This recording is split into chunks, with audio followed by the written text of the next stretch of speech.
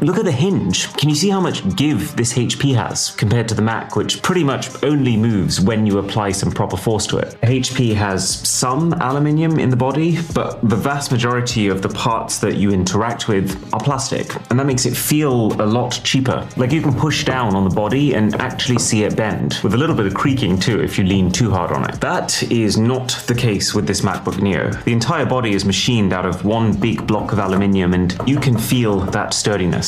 I can't get a squeak out of it.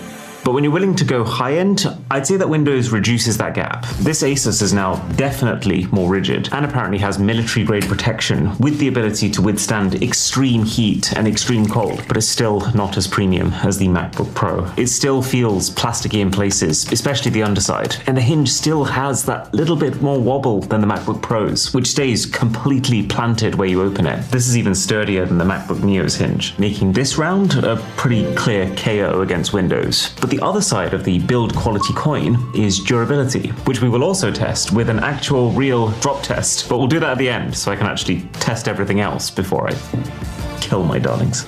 Like the elephant in the room, performance. Because it is absolutely true what people are arguing, that if you go for a Mac, you get a lower spec for your money. Like, this MacBook Neo has 8 GB of RAM compared to 16 on the HP. And even at the top end, the MacBook Pro here has 48 gigs of RAM compared to 64 on its equivalently priced Windows. But how much does that actually matter when you're trying to get stuff done? So round one is a test of how long does it take to get started. I timed each laptop going from fully shut down to booted up, logged in, and ready to type into a Word document. And this shows a pretty clear advantage to the top-end MacBook Pro. It won by a landslide. Maybe this is just the insanely fast SSD speeds inside the thing.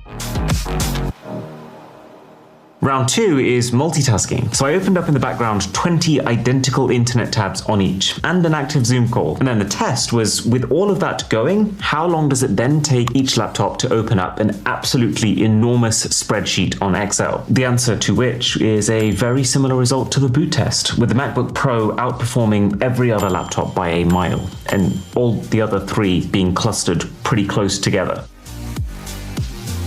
But what it also shows is that for an average user who's not realistically going to be doing any more than that, it doesn't look like the 8 GB of RAM on the MacBook Neo is going to cause any issues. It's not faster than the Windows at this stuff, but the important thing is it's not slower. And finally, round three is the Geekbench 6 CPU test, which actually is designed to simulate real-world applications, things like blurring your background in a video call and organizing your photo library, and the higher the score, the better.